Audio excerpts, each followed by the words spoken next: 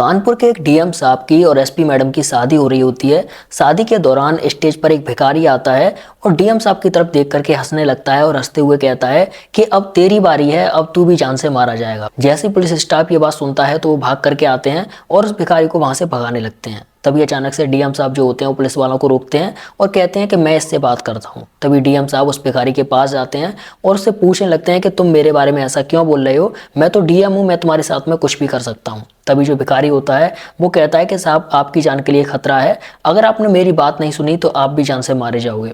जैसे ही डीएम साहब ये बात सुनते हैं वो तुरंत उस भिखारी को एक एकांत में लेकर के जाते हैं और वहां पर उससे जाकर के पूछने लगते हैं कि बताओ क्या बात है। उसके बाद में भिखारी डीएम साहब को जो बात बताता है वो बात सुनने के बाद में डीएम साहब के पैरों तले जमीन खिसक जाती है। आखिर ऐसी क्या बात थी जो एक मामूली भिखारी ने डीएम साहब को बताई थी? आखिर किसकी दुश्मनी थी डीएम साहब से और कोई क्यों डीएम साहब को मारना चाहता था? बहुत ही दिलचस्प कहानी है, बहुत ही अच्छी कहानी है। तो चलिए इस कहानी को शुरू करते हैं और जानते हैं इस पूरे मसले को कि आखिर क्या था ये मसला। दोस्तों, इस सच्ची घटना की शुरुआत होती है उत्तर प्रदेश के नोएडा शहर से। नोएडा शहर में एक राजवीर नाम का लड़का एमटी यूनिवर्सिटी के अंदर अपनी बीबीए की पढ़ाई कर रहा था। तभी उसकी मुलाकात होती है एक लड़की से जिस लड़की का नाम अंजलि होता है। जैसे ही राजवीर अंजलि से मिलता है तो उसको पहली ही नज़र में अंजलि से प्यार हो जाता है। उसके बाद में दोनों लोग एक दूसरे से बातचीत करने लगते हैं और एक दूसरे के प्यार में पड़ जाते हैं। कुछ समय के बाद में दोनों एक दूसरे से शादी के वादे करते हैं और भी कई सारे वादे करते हैं। धीरे धीरे करके दोनों की पढ़ाई पूरी हो जाती है और राजवीर जो होता है वो अपने पिताजी के बिजनेस को संभालने लगता है।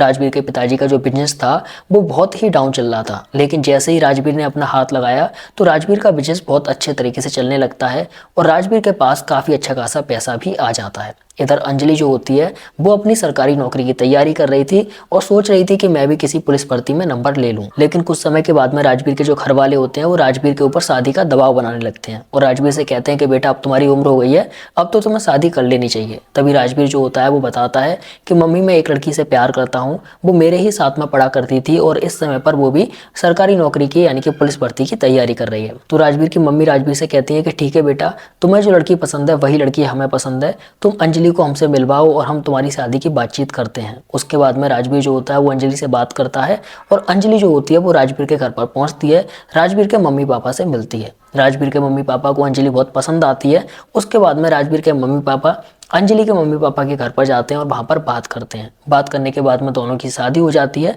शादी होने के बाद में राजवीर अपनी पत्नी को लेकर के अपने माँ बाप के साथ में एक ही घर में रहने लगता है। राजवीर का बिजनेस भी काफ़ी अच्छा चल रहा था। इधर अंजलि जो होती है वो सरकारी नौकरी की यानी कि यूपी भर्ती की तैयारी करती रहती है और कुछ समय के बाद में उत्तर प्रदेश के अंदर पुलिस की भर्ती आती है। अंजलि जो होती है राजवीर की पत्नी वो इस फार्म को भर देती है। फार्म को भरने के बाद में कुछ समय बाद पेपर होता है तो भाग्य से अंजलि पेपर को पास भी कर लेती है। पेपर पास करने के बाद में अंजलि की जो पोस्टिंग होती है वो उत्तर प्रदेश के कानपुर शहर में होती है। जब कानपुर शहर में पोस्टिंग होती है तो अंजलि अपने पति से यानी कि राजवीर से बात करती है और कहती है कि मैं अकेले कानपुर में नहीं रह पाऊंगी, तुम भी मेरे साथ कानपुर में चलो और वहीं से तुम अपने बिजनेस को चलाते रहना। लेकिन राजवीर जो होता है वो मना करता है, कहता है कि नहीं, मैं वहां पर नहीं जा पाऊंगा, अगर मैं तुम्हारे साथ वहां रहूंगा तो बिजनेस में बहुत ज़्यादा घाटा आ जाएगा क्योंकि पिताजी बिजनेस को अच्छे तरीके से नहीं चला पाएंगे। लेकिन अंजलि बहुत पीछे पड़ती है और अंजलि के पीछे पड़ने की वजह से राजवीर जो होते हैं वो अपने बिजनेस को अपने पिताजी के हाथ में सौंप करके अंजलि के साथ में कानपुर चले आते हैं। वहां पर अंजलि जो होती है वो अपनी एसपी की नौकरी को अच्छे तरीके से करने लगती है। धीरे धीरे करके समय बीतता जाता है और 2 साल निकल जाती हैं।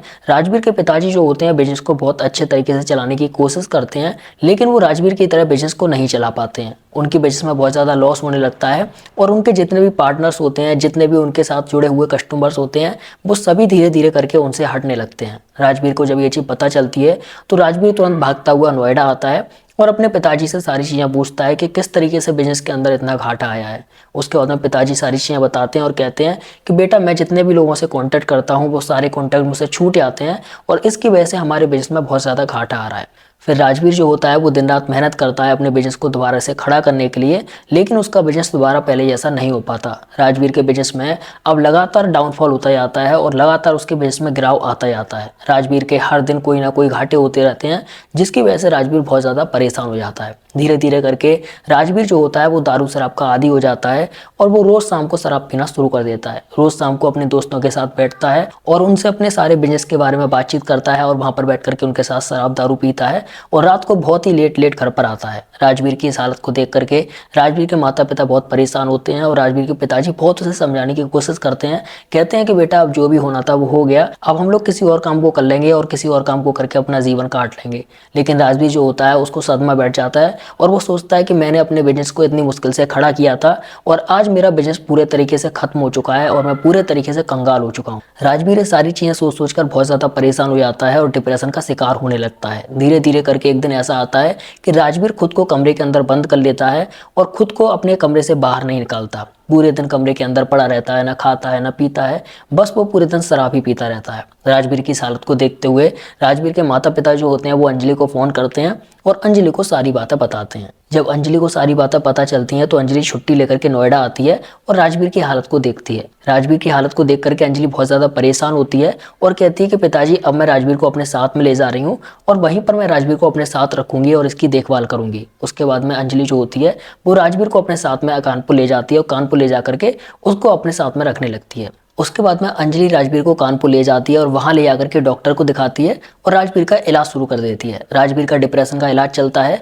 और अंजलि बहुत ही अच्छे तरीके से राजवीर का ध्यान रखने लगती है। लगभग 1 साल बीत जाती है लेकिन राजवीर के अंदर कोई भी खास सुधार नहीं होता है। 1 साल बीतने के बावजूद भी राजवीर की वही हालत थी और राजवीर जो था वो डिप्रेशन का शिकार था। राजवीर की इस हालत को देख करके अंजलि बहुत ज्यादा परेशान होती है और सोचने लगती है कि किस तरीके से हमारा आगे वंश चलेगा, किस तरीके से हमारे बच्चे होंगे और किस तरीके से हमारी जिंदगी आगे कटेगी। राजवीर की पत्नी जो होती है अंजलि बहुत ज्यादा परेशान थी और इसी परेशानी में उसका समय और जीवन व्यतीत हो रहा था। कुछ समय के बाद में कानपुर के अंदर एक नए डीएम साहब की पोस्टिंग होती है और इनकी पोस्टिंग उसी दफ्तर में होती है जहां पर अंजलि एसपी के तौर पर काम कर रही थी। ये डीएम साहब जो थी ये देखने में बहुत ही खूबसूरत थे और इनका नाम नितिन बाबू था। ये डीएम साहब जितने देखने में खूबसूरत थे उतने ही ज्यादा सभ्य और सुशील थे। जैसे ही अंजलि डीएम साहब को देखती है तो वो सब कुछ भूल जाती है और डीएम साहब को अपना दिल दे बैठती है। अंजलि इस तरीके से डीएम साहब के प्यार में पागल हो जाती है कि वो अपने पति राजवीर के बारे में भी सोचना छोड़ देती है। वो राजवीर के बारे में सब कुछ भूल जाती है और उसको कुछ भी याद नहीं रहता कि वो राजवीर के साथ में किसी दिन मिली भी थी, उससे प्यार भी किया था, उससे शादी भी करी थी। बस पूरे दिन वो अपने डीएम साहब के बारे में सोचती रहती है और सोचती है कि कैसे भी करके मेरी इनसे शादी हो जाए तो मेरी जिंदगी संवर जाएगी। उसके बाद में अंजलि जो होती है वो राजवीर को अपने रास्ते से हटाने का प्लान करती है और इसीलिए अंजलि जो होती है जो कि एसपी थी वो अपने पति को मारने के लिए एक डॉक्टर से मिलती है और डॉक्टर से मिलने के बाद में उनसे पागल होने की दवाएं लेकर के आती है और अपने पति को ला करके वो दवाएं डेली खिलाने लगती है, जिसकी वजह से राजवीर का संतुलन और भी ज्यादा बिगड़ने लगता है और राजवीर धीरे धीरे करके पागल होने की कैटेगरी में आने लगते हैं और उनका मानसिक संतुलन बिगड़ने लगता है। धीरे धीरे करके राजवीर की हालत ऐसी हो जाती है कि अंजलि जो होती है वो राजवीर को पागल खाने भिजवा देती है और पागल खाने में राजवीर का इलाज चलने लगता है। इधर अंजलि जो होती है वो डीएम साहब से मिलना शुरू कर देती है और धीरे धीरे करके उन दोनों की प्यार की कहानी काफी आगे बढ़ने लगती है। अंजलि जो होती है वो डीएम साहब को अपने घर पर बुलाना शुरू कर देती है और डीएम साहब से अपने प्यार का इजहार करती है। डीएम साहब भी अंजलि से अपने प्यार का इजहार करते हैं और फिर अंजलि जो होती है वो डीएम साहब से शादी करने के लिए उनसे बोलती है। तो डीएम साहब कहते हैं ठीक है, मैं तुमसे शादी करने के लिए तैयार हूँ, लेकिन हम दोनों के एक दूसरे के जो माँ बाप हैं वो एक दूसरे से मिल लें तो ज्यादा अच्छा रहेगा। तभी अंजलि डीएम साहब से कहती है ठीक है, मैं अपने मम्मी पापा से बात करके आपको सारी चीजें बता दूंगी, उनको कब मिलना है और कैसे मिलना है। उसके बाद में डीएम साहब जब अपने घर चले आते हैं तो अंजलि पीछे अपने मम्मी पापा को फोन करती है और उनसे कहती है कि मेरे जो पति हैं राजवीर वो पागल हो गए हैं और मैंने उनको पागल खाने भेज दिया है। उसके बाद में कहती है कि अब उनके साथ में मेरा रहना मुश्किल है और मैं उनके साथ में अब नहीं रह पाऊंगी क्योंकि उनकी हालत बहुत ज़्यादा खराब हो गई है। तो अंजलि के माता पिता अंजलि से कहते हैं कि बेटा अब आगे के बारे में क्या सोचा है और आगे क्या करना चाहती हो। तभी अंजलि जो होती है वो अपने पिताजी से फ़ोन पर कहती है कि पिताजी, मैं कानपुर के जिस ऑफिस में काम करती हूँ उसी ऑफिस में एक नए डीएम साहब आए हुए हैं, जिनको आए हुए 6 महीने हो गए और वो बहुत ही अच्छे हैं, बहुत ही सभ्य और सुशील हैं। उनकी मुझसे बात हुई है, वो मुझसे शादी करना चाहते हैं और उनका कहना है कि एक बार अपने मम्मी पापा से पूछ लो, अगर वो तैयार हैं तो हम दोनों शादी कर लेंगे। तो अंजलि के माता पिता जो होते हैं वो थोड़ी देर सोचते हैं, उसके बाद में कहते हैं कि ठीक है बेटा, जिसमें तुम्हारी खुशी है उसी में हमारी खुशी है। तभी अंजलि अपने माता पिता को समझाते हुए कहती है कि आप यहाँ पर आकर के डीएम साहब यानी कि नितिन बाबू के माता पिता से बात कर लो और उनको ये मत बताना कि मेरी पहले शादी हो चुकी है। उनसे ये कह देना कि हमारी लड़की ने पढ़ाई की वजह से शादी नहीं करी थी और अब वो एसपी बन गई है, तो इसलिए अब वो शादी करने के लिए तैयार है। इसके बाद में अंजलि के माता पिता जो होते हैं वो भी अंजलि के कहने में आ जाते हैं और कुछ दिनों के बाद में अंजलि के माता पिता डीएम साहब के माता पिता से मिलते हैं और दोनों के बीच में बातचीत होती है और शादी भी पक्की हो जाती है। अब अंजलि जो होती है वो अपने शादी की तैयारियां करने लगती है और उसके घर में शादी की तैयारियां शुरू हो जाती हैं। खूब जोरों शोरों से सारे काम चल रहे होते हैं।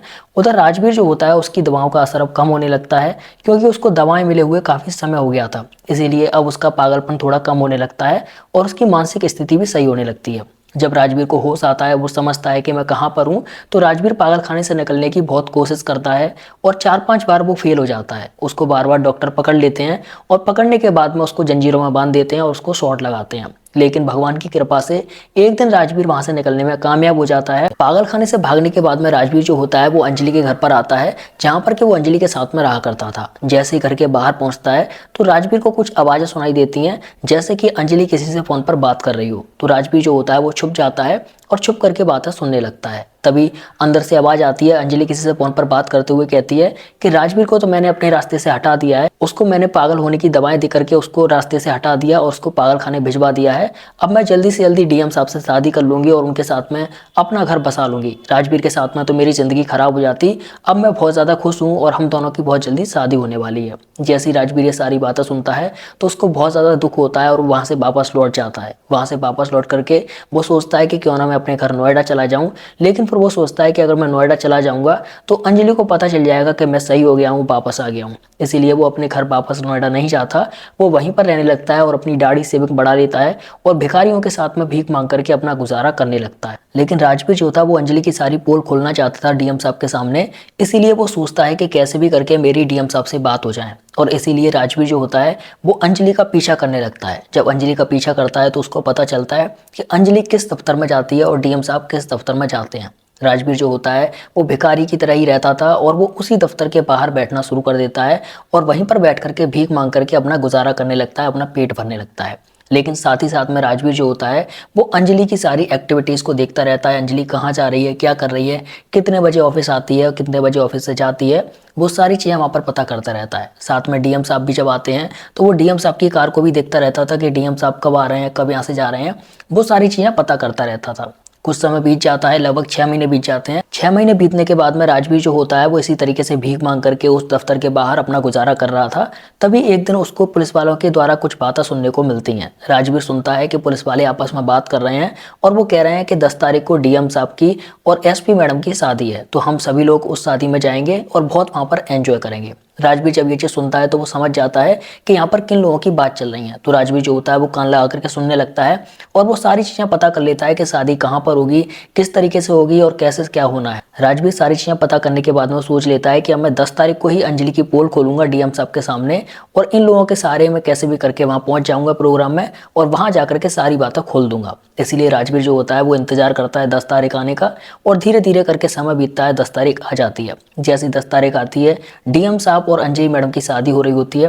दोनों की शादी का प्रोग्राम शुरू होता है। तभी राजवीर जो होता है वो चौकीदार से गार्ड से बचते बचाते कैसे भी करके गेस्ट हाउस में घुस जाता है और उस स्टेज पर पहुंच जाता है जहां पर डीएम साहब और एसपी मैडम बैठे होते हैं और उनकी शादी की तैयारियां चल रही होती हैं। राजवीर वहां पर पहुंच करके स्टेज पर चढ़ आता है और डीएम साहब को देख करके हंसने लगता है। जैसे ये माहौल होता है तो वहां पर सभी लोग भाग करके आते हैं और देखने लगते हैं कि ये कौन आ गया है और यहाँ पर आकर के क्या कर रहा है। तभी राजवीर जो होता है वो डीएम साहब की तरफ देखता है और डीएम साहब की तरफ इशारा कर करके बहुत तेजी से हंसने लगता है और कहता है कि अब तेरी बारी है, अब तू भी मारा जाएगा। जैसे ही पुलिस वाले ये बात सुनते हैं वो तुरंत भाग करके आते हैं और उस भिखारी को वहां से भगाने लगते हैं। लेकिन तभी डीएम साहब जो होते हैं वो पहुंच जाते हैं और कहते हैं कि मैं इनसे बात करूंगा, आखिर ये कौन है और मुझसे क्या कहना चाहता है। तभी डीएम साहब जो होते हैं उस भिखारी को एकांत में लेकर के जाते हैं और वो भिखारी सारी बातें बता देता है जो मैंने आपको बताई हैं। जब डीएम साहब को ये सारी बातें पता चलती हैं तो उनके पैरों तले ज़मीन खिसक जाती है। तभी डीएम साहब जो होते हैं वो अंजलि को बुलाते हैं और अंजलि से बुला करके पूछते हैं कि तुम्हारी पहले कभी शादी हुई थी। तो अंजलि सटपटा जाती है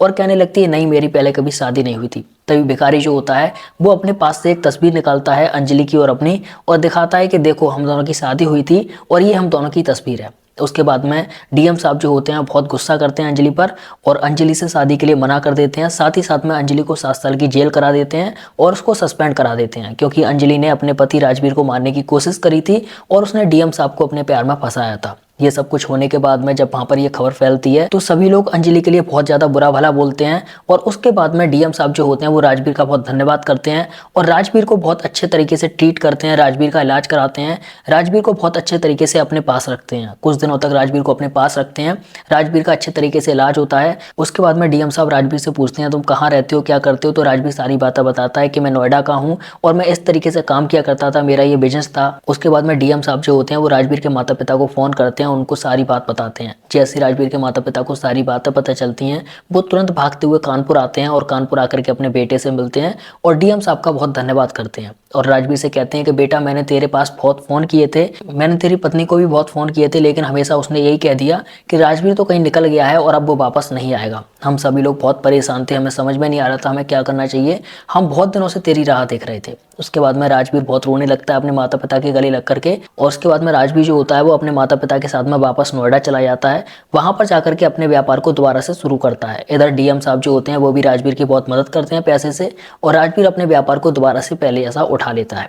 आज के समय पर राजवीर जो है अपने माता पिता के साथ अकेला ही रह रहा है और राजवीर ने अभी तक दोबारा से शादी नहीं की है। तो इस तरीके से राजवीर जो था वो फंसाता है एक गलत लड़की के चक्कर में और राजवीर की पूरी जिंदगी बर्बाद हो गई थी। तो आज की इस कहानी से आप लोगों ने क्या सीखा आप लोग जरूर बताइएगा, लेकिन मेरी साइड से आप लोगों को एक चीज सीखने के लिए ये है कि जब भी आप अपनी लाइफ में किसी भी पार्टनर को चुनते हो तो चुनने से पहले बहुत सोच समझ लो कि ये इंसान आपके लिए अच्छा रहेगा या फिर नहीं रहेगा, चाहे वो लड़का हो या फिर लड़की हो। अगर आप लड़की हो किसी लड़के को सिलेक्ट कर रहे हो, चूज कर रहे हो, तो आप उसके बारे में अच्छे तरीके से सोच लो, उसके बारे में अच्छे तरीके से जान लो, उसका इतिहास पता कर लो। अगर आप लड़का हो लड़की के बारे में सोच रहे हो चूज करने की तो उसके बारे में भी बहुत अच्छे तरीके से समझ लो, समय ले लो, सारी चीज़ें पता कर लो।